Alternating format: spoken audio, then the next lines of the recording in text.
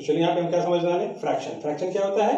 Fraction is a part of a whole. इसका मतलब है कि पूरे में से हमको कितना मिला, इसको हम बोलते हैं फ्रैक्शन। ठीक है, अब यहाँ पे दो चीजें आपको समझने की यहाँ पे जरूरत है फ्रैक्शन में। Whole can be in single और ग्रुप। ये जो होल है पूरा है, ये ग्रुप में भी हो सकता है और ये सिंगल में भी हो सकता है। ठीक है, चलिए एग्जांपल समझते हैं। जैसे मान लीजिए मेरे पास एक सेब है, इसको हमने कितना किया, 4 इक्वल पार्ट्स में डिवाइड किया। ठीक है, और एक पार्ट मैंने ये खा लिया, तो क्या इसका फ्रैक्शन बना?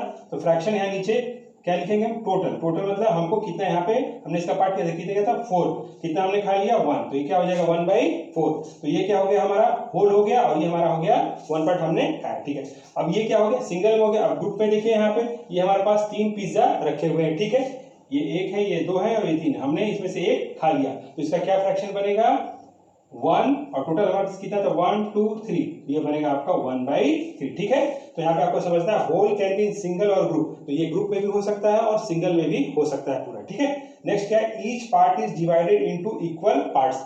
हर एक पार्ट क्या होना चाहिए, इक्वल पार्ट्स में डिवाइड होना चाहिए, तभी हम उसको फ्रैक्शन बोलेंगे। ठीक है, जैसे यहाँ पे देखिए, अब ये मेरे पास कितने पार्ट है, 1 2 3 पार्ट। ठीक है, अब हमको इसको रिप्रेजेंट करना होगा, तो क्या हम इसको 1/3 लिख सकते हैं? नहीं लिख सकते, क्योंकि ये गलत हो जाएगा, क्योंकि हर एक पार्ट इक्वल पार्ट्स में डिवाइड नहीं है। ठीक है, अब यहाँ पे समझिए कि ये हम जैसे कोई फ्रैक्शन लिखते हैं, 3/4 लिखा। ठीक है, ये ऊपर वाले को क्या बोलते हैं, न्यूमरेटर, और नीचे वाले को क्या बोलेंगे, डिनोमिनेटर। इस लाइन को हम क्या बोलेंगे, विनकुलम हम बोलेंगे। ठीक है, तो सिंपल से आपको फ्रैक्शन क्या समझना है कि पूरे में से हमको कितना मिला, ये पूरा सिंगल में भी हो सकता है और ग्रुप में भी हो सकता है, और हर एक फ्रैक्शन इक्वल पार्ट्स में डिवाइड होते हैं।